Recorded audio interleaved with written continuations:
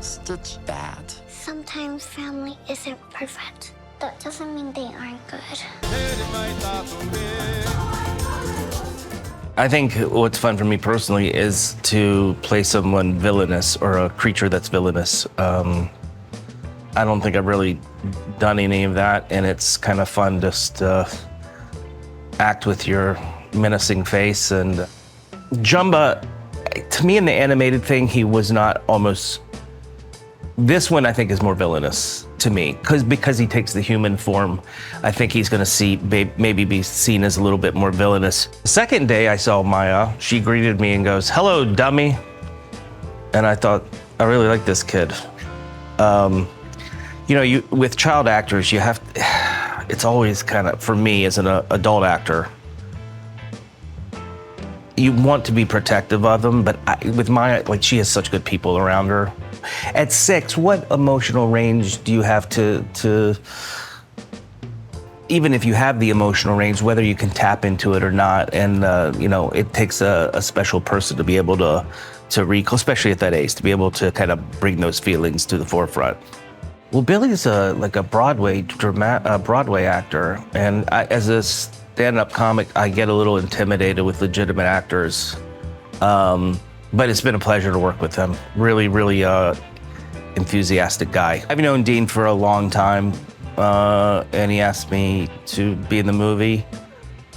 Hawaii plus Dean equals a no-brainer. So I have a lot of faith in Dean. I have a lot of, he knows what he's doing. He also, I used to work with him. I knew him as an editor also, and he's a very good editor. And that's kind of the thing that most directors are. They're already good editors. So it's been a joy. It really has been fun. The exciting thing is the live action part. Now, the animated part will be top dollar, top notch. I know that, I can tell that already. Having said that, I think the animation and the morphing of these human characters into the animation makes for a different type of story in a weird way. And I think the audiences will like the aspect of it being brought to the human form. When I hear working, it makes me so happy. Like, it makes my heart get very happy. So every time when I'm working, and then I only do work for like one film for one day, I usually get a little bit sad because I want to work some more. He's making a lot of trouble in this movie, so I usually need to teach him his stuff to be good. Well, Sydney is very sweet and kind. And then every time I see her, I usually hug her before she's about to eat. I want to give her some good luck for her food. And then when I usually work with her, she makes me very happy. First of all, the animated film is a classic, and I was blown away when I first saw it. It didn't look like other Disney movies at the time, and it still is pretty unusual for a animated Disney movie. It's not, there's no princesses. It takes place in a contemporary setting in Hawaii. Most of the characters are just normal humans going about and striving for happiness. And so I felt like that made it a really perfect film to try to make a live action adaptation, because there's so much more opportunity in terms of digging into the emotional realities of those human characters and grounding it in a lived experience. I think people love him because he's so unapologetically himself. He really can't help himself. And I think that people love him because it's recognizable. It's in all of us to, even when we want to do the right thing, to just spill out and mess it all up. That Maya embodies Lilo in a bunch of different ways. Like, she really learned how to channel her imagination through the tools at an actor's disposal, and she, over the course of our film, I think went from being like a very charming kid and very precocious and smart to being like, honestly, one of the better actors I've ever worked with. And, there's a number of times where I was like blown away by her performance, which was not something that we had rehearsed or worked on. Like, it was something she brought to the role totally separate from me, which you really don't see with a lot of child actors. Having Chris Sanders back was a dream come true. He's been so generous with not just his voice, but his time and his mind in kind of guiding us and telling us when we were off track, and making himself open to advice and answering questions. But also, and so I had worked with him a little bit over the course of production and stuff. But then getting into the ADR booth and just like seeing that voice come out of his face was totally surreal. I know intellectually Chris Sanders does the voice of Stitch, and I know Chris Sanders, but my brain exploded when I saw it. And also he's so energetic as Stitch. Like, he's a pretty energetic guy, but when you let him go as Stitch, he's like totally off leash, and it was amazing just how generous he was with his energy. I think that Sydney embodies Nani in a number of really great ways. She had an energy to her in her audition, I remember, that it felt like she was clearly an older sister, which she is. I mean, she's like very good with comedic scenes, and she's kind of a natural comedic actor, but like I felt the character coming out. It's really hard to be frustrated funny. Like, it's hard because some people, when they get frustrated, they're just frustrated, and you empathize with them in that way, but like, it's not necessarily funny. And I think the Nani character like has to be both at her wit's end and hilarious and be a physical comedian. So checking all those boxes is a tall order for any actress, but I felt like Sydney really nailed it. I think it's super important to see a movie like this on the big screen. I fell in love with movies, seeing them in theaters as a kid, and I don't think there's yet any substitute for it. This movie, it has so much scale to it and so much sort of high concept. I love projects that do the high and low thing, which is part of the reason I was attracted to this, is that it has this huge high concept of an extraterrestrial landing on Earth, and there's a space opera element to it, and there's aliens, and then there is also this like very intimate, very real, grounded drama between these two sisters, and I think that there's no better way to experience both of those notes than in a theater. I think the multiple generations of Disney fans are going to love our movie. I really hope that we've delivered on the promise of what a live-action Lilo and Stitch film could be. I know, like, I am excited by that prospect, and I would have been if I wasn't involved in this. And I hope that I hope that people are really jumping for joy at it. I think we did it. I think we did it. The original Lilo and Stitch is an extremely unusual film. It's a very, very personal film. I came up with the idea, I pitched the concept to Tom Schumacher, the head of feature animation, and he said yes to the idea on the condition that it looked like I drew it. Because to pitch the project, I made basically a children's book. It was an illustrated pitch, and my concern at the time, there were a lot of alien movies that were coming out. And I wanted people to see the alien in my film the right way, because he was a very unusual creature. So I thought, I'll illustrate the pitch. If they don't like it, I'll know they didn't like my pitch, and they weren't seeing something else in their heads. So when Tom said, I will make this movie on one condition, that it looked like you drew it, he was saying that because of the pitch book that I'd created. So I ended up voicing the character, designing the characters, writing the script with Dean DeBlois, my co-director, and pitching the project. So it is an unusually personal project. It's really gratifying, and it's still exciting when I see him show up. I can't go out of the house without seeing Stitch somewhere. It might be on somebody's shoes. It might be like, on their backpack or something like that. And I could not have ever predicted that Stitch would be embraced by people the way he has. People love him, and to such a degree that I've actually had to go back and think about it and reflect on, like, why in the world did he endure so completely? Why did he really just, he penetrated the zeitgeist in a way that I never ever could have predicted or planned for. I was really appreciative that Dean reached out to me. I got a random, I think it was maybe an email that was an introduction from Dean. It's, I'm Dean and I'm working on this film that you are very familiar with. And he's like, can I give you a phone call and chat with you about it? And that was my first contact. And we talked on the phone for, I think it was, intended to be like maybe a 5-minute phone call. And it turned into about a 2-hour phone call. And just really, I really enjoyed talking to Dean. I think we have, I think, similar, vibes with things. And not everybody's that easy to talk to all the time, but I really had a great time talking to Dean. And I think we actually ended the conversation because the battery on my phone died, or we might be still talking today. So that was really wonderful that he reached out to me and asked me if I was interested in reprising my voice role on the film, and I said, absolutely. Coming back in, I'm always nervous about the endurance of my voice during recording sessions. Typically, after about 2 hours, his voice begins to just dip off a little bit. It's not the easiest thing to sustain.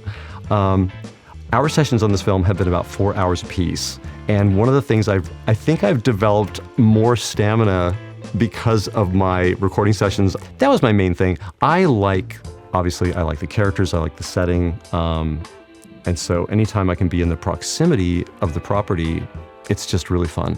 Could we redeem a villain? Do they always have to be done in at the end? What if a villain who was extremely powerful changed? What if he switched sides and all that phenomenal power and belief in a goal was directed towards something good? And that's really at the base of everything. That's what Stitch is. He possesses qualities of good and bad. He's mischief. He makes mistakes. He's fallible as we are. And I think that's why people really have seen themselves in him and him in them. Going back to the film, the animation, seeing that again reminded me of how much I loved this script and how my character sort of expands on Ohana. It's not just the family, it's now the extended family, and I'm part of that extended family. I'm not blood related to them. I live next door. I knew the parents. I knew the kids since they were little. And, I just feel so close to them. And it just is, of course, a natural progression to feel like I want to take care of them. And also be a little nosy about things, because isn't that what family is? Maya is remarkable. I don't know if the gods were shining upon us when we found her. She is Lilo, and she's a wonderful little actor. She's very responsive to direction, very flexible, very always upbeat, and very professional. Because she's never really, I don't think she's done this before. So to be that professional, just inherently, and her family is such a strong core to her environment. So that I find really important, that if you have a really strong family structure and you feel safe, that's important to a little child. He's an incredible collaborator. He listens to what we have, our input, listens to it, goes with it, sometimes goes,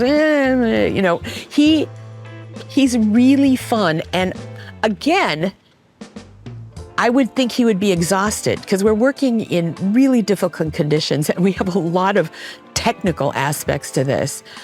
He's just so positive and focused and fun. I adore him. So that's another gift. Dean's a gift. And you can see by the work that he's done before that he really has a great heart and he understands the heart of this film. I feel like we need to try to separate. We can't replicate animation into live action. We take the animation as an inspiration to see if we can go deeper. with the live action. And I think that's what we're doing here. We're going deeper, we're expanding it more. And I think people will, if they don't try to see a replication, they will experience something very profound and fulfilling and satisfying. She's basically a single mom at this point in time, and she's 18. She's just starting to get into trying to get the groove with, not only being a new adult, but having lost her parents, trying to deal with the grief, and also raising Lilo, who's a 6-year-old, and keeping the spirit alive like it never happened. And so she's hot-headed, she is type A, she's a go-getter, and nothing's gonna stop her from, what goes on. And obviously, a lot happens throughout the movie. Never really matched the original in that way, which I think is so very beautiful about this one, is that we take the original and we make it reality and we make it real. And I took a lot of the nuances of Nani's sass and her ultimate feminism and warrior status and sometimes hot-headedness, impulsiveness, and we brought it to the real life situations. And I think I talked to Tia about this, and we tried to incorporate some of the Tita slangs and different things like that, where we got a little bit hot-headed and stuff. And then other times I realized this is just a little bit more sensitive for the moment because, again, she's going through such a hard time. I finally came to Oahu to do chem tests, and Maya was one of the little ones that I got to work with and read with. And instantly, she was just this little spunky, adorable child that she was so friendly and open to wanting to just imagine and create in the room. And I think we had at some point in time, we had a little bit of a break. And so we were set up like it was the Lilo's bedroom. And so we were on the bed, and there was an ukulele there. And one of the scenes that we were doing was the hammock scene. And so we just started playing around with the ukulele, and we started singing Aloha Oi together. And then I think I don't know if I was just being silly and was, going off key and different things like that, or we were trying to harmonize, but there was an instant sense of trust and sisterhood and love. And I think they could see it because we felt it. First off, he's coming from an A24 project. He built his own project with Marcel Deschelles and put so much love and time because it was his own passion project. And then seeing how he was able to incorporate animated life with real life and bring it so humbly back to earth. I knew especially that we were in the right hands with Lilo and Stitch, because it's so important not to lose that, because there's a magic to it, and there's a heart in it. And I think that Dean is so very open to exploring the world and life and love and family and reality, that it's been so fun to explore that with him and try new things and learn so much more about Lilo and Stitch. It's a huge, I think, moment for people to feel no matter where they are, they can feel accepted and find a place of home. And I think that they'll cry, they'll laugh their heads off, they'll look at how wacky and fun this project was and see how much heart and soul and work that everybody has put into this to make such a beautiful piece of art. I try to come to each character from a place of love, and I think Pleakley has finally got the opportunity to get off his planet and explore something he's been passionate about. He wished upon a star, and now he gets to live that life. Even though he's on the quote-unquote bad side, he still is so grateful to be out here, experiencing his wildest dreams. The thing he's always dreamed to do was come to Earth. Working in Hawaii, I would love to make this my area code. This place is absolutely magical. From the local community to the customs to the nature of it all, the food, it really is a little slice of heaven here on Earth, and I mean, you can't beat the weather, the surf. It's a healthy lifestyle. To be able to jump in the ocean in the morning, then go to work, and then come home and jump back in the ocean is like it's honestly a treat. Working with Zach is a delight, absolute delight.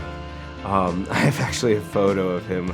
It's one of our, we were wrapping a week up a few months back, and he had just a rainbow shirt on, and behind him there was a rainbow, and he had the biggest smug face on the whole time. And I have this photo of Zach. But yeah, he's a true artist where he collaborates. He's here for the project and not for himself, and I think that's one of the most important things. She's a sweetheart, and it's lovely to watch her work, and she's always ready to play, and I think that's a key part to nailing the character of Lilo. He is not a social worker at all. But that's his undercover that he is gradually learning that he is undercover, so it's a little tricky for him. And he forgets at times that he has a dual role here in order to achieve his goals. But he is a top drawer operative, security, and he always gets his person, man or woman or thing. I know that he is a director that is very, very focused on whatever he does. He's 200% in.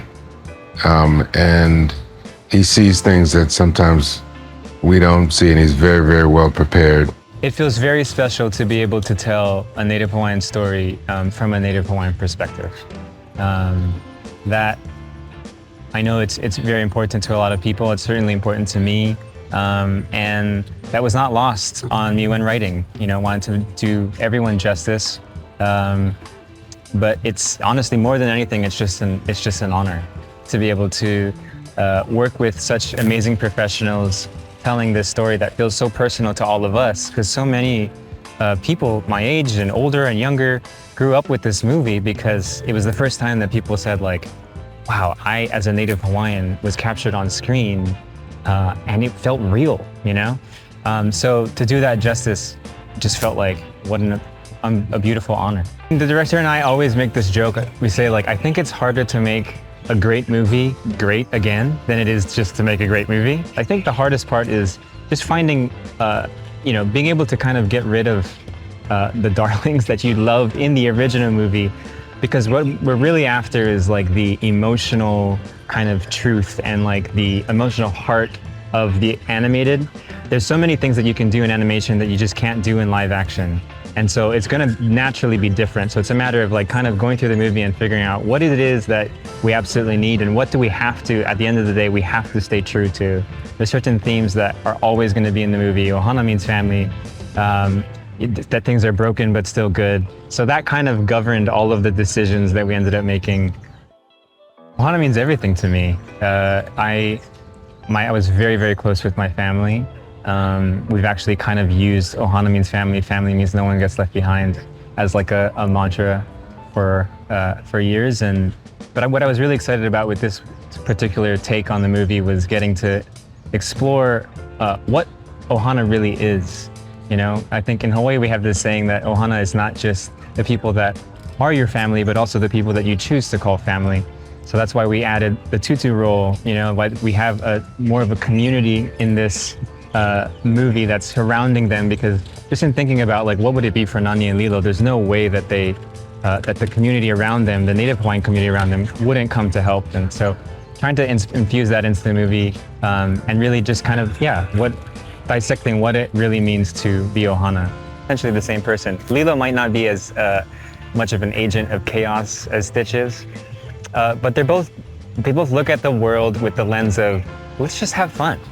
I see this and I might not necessarily see the repercussions of it, but it looks like fun to me. I want to explore that. And they're impulsive in that way, which is great fun to watch. It's not always great for the people that are taking care of them. And so that's a process that they have to learn, both of them, both Lilo and Stitch throughout the movie. need to kind of mature in that way while still trying to stay true to who they are and that kind of kid-like personality. We were both brought onto the project independently, so we didn't know each other at all. I'd seen his movie, Marcel, absolutely loved it. Never met him and was kind of like put on a blind date with him to see if we could actually get along. Not only did we get along, we're now incredibly good friends. And I think what makes him the perfect director for this movie particularly is many things. Is his experience with visual effects and specifically animation, which we saw in Marcel. I think it's the sense of humor that he brings and levity that he brings to all of his movies, while simultaneously also being incredibly heartfelt, emotional. You'll never meet somebody who is more willing to fight on behalf of the movie, on what's best for the movie, and he's open and willing to try anything. I think we now more than ever need a story about being there for your family, no matter what that looks like, whether it's big, whether it's small, broken, but still good. I hope that people can, watch this movie and be inspired in that way, because truly these characters inspire me, to want to be a better brother, to want to be a better father eventually, and that's Ohana is not necessarily just your family. It's also who you choose to call your family. There is this concept of chosen family, right? It's this term used in discourse and saying that you have your biological family, and then you have family that you choose to be a part of, and they choose to be a part of you. And I think in this particular movie and this particular family, we talk about aloha being unconditional. It's love is something that is not transactional. It's there, and you can accept it. You don't always have to give it unless you don't feel like it, but it's the understanding, especially in Ohana, that there's an understanding that we give love and we receive love at the same time too, right? And in our relationships, David, Tutu, Nani, Lilo, unconditionally we hold that space of aloha with each other, and we don't ask for anything, we don't expect anything. And I think that also holds as a reflection of Hawaii people in general, that dopiness as not as being dumb. I feel like a lot of the times people might mistake David of being dumb in a sense. He just has this overly positive attitude, which I think people might abuse and misinterpret, right? As opposed to Nani, when I think about her character, it's loving, but it's loving internally, right? Or it's a very focused kind of loving, and this idea of protectorship is very internal. And that's where I think our characters sometimes may clash, but they don't clash, right? They're very symbiotic with each other. I also have this idea that Nani is like the ocean, the raging ocean. Sometimes it's serene. At least in the beginning of the movie, it's very turbulent and very tumultuous, right? And then David is the aina. It's the land that the ocean leans upon. The first time I met her, it was kind of like seeing Lilo in real life, because she really does embody the character very well. And even working in front of the screen, it just comes out of her naturally. It's amazing that a 6-year-old could have so much focus and can take a lot of direction so quickly too. It's a timeless story, and it's transgenerational, right? There's something for every age group, for every person around this world that they could connect to. That never changes, right? But in terms of having the realistic aspect of seeing Hawaii, of seeing the waves, of seeing the characters in real life, I hope everyone can feel how authentic this story is. To be in a film like Lilo and Stitch, so close to my heart, and to do it in my hometown, is just everything. It just makes me so happy to be here right now to represent my upbringing and everything I love about the islands. And it's quite something to have been a part of the original film, the animated feature, 21 years ago. How is that even possible? When I heard that they were going to be doing Lilo and Stitch, I thought, I have to be a part of this, just for the legacy and the curiosity of seeing how they're going to translate such a much beloved animated feature into a live action world. I am playing a completely different character.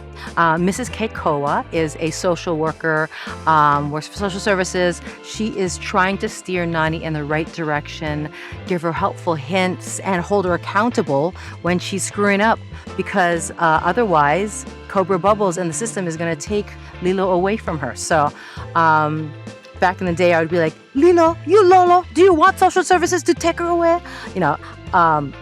But this time, I am the bad guy in a way.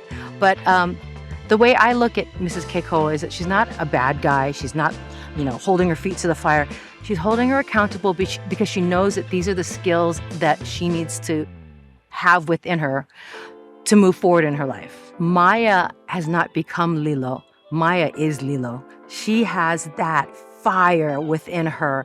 When you just meet her, without any direction, they have looked far and wide for the character of Lilo. And so to find somebody like Maya, she's truly a gift because she is the character. In the new live version, you're going to be finding some new characters like myself, a role that you've never seen before, which will be great because the people that have seen the original animated feature 15 times with their kids or when they were kids will be heartened to see somebody like me that was in the original in a different capacity, but I'm playing a totally different role. Jason Scott Lee, I don't know if I can say that, but he's got a super little Easter egg in here. You'll recognize some of the places, like the house that was built is so perfectly on point with what you imagine from the cartoon. And the surf scenes, all very, very familiar, but brought into, the practical world. So there's going to be a lot of nostalgia and remembrances of the original, but also with a nod towards where we are today. We're shooting here in Hawaii because we wanted the movie to feel authentic, because we wanted to capture this place. And one of the first things Dean said was, he's like, we've seen the tourist version on camera many, many times of Hawaii. It's the postcard version. And he would sort of say, I want to see what happens if you flip the postcard around, if you were looking the other direction. What does that Hawaii look like? We haven't seen that before. And I think to the people on the island, this movie was hugely important. So we have to honor that. And it's a culture that goes back for hundreds and hundreds of years. There's such deep tradition. And it's such a rich culture that you have to figure out, how do we honor that in the right way? So not only was that bringing on a screenwriter who was Hawaiian in Chris Bright, but also our consultants, and there was an extensive consultant team on this movie too, people on the island who had different specialties too. There's people who specialize in Hawaiian language. There's people who specialize in Hawaiian culture, even Hawaiian food. How do you make sure that everything we're doing feels authentic, that it doesn't feel, again, like the tourist version of the movie? I think that's what we wanted to really avoid with this film, because it is a really special place to be making a movie. And, again, if we're going to do it in live action, let's make sure we get it right. I think really what Dean was looking for, he's like, we're not looking for an actor to play Lilo. We're looking for Lilo. We just need somebody who embodies that spirit in every way. And she would come in and she would say the funniest things, and she kept telling me I was an actor and what have I been in, and she would just sort of talk back to Dean sometimes in the casting sessions and make jokes, and you're like, oh, she's completely fearless. She's so fun. She's got this effervescent smile. She's really strong-willed. Her mother will tell you that very quickly.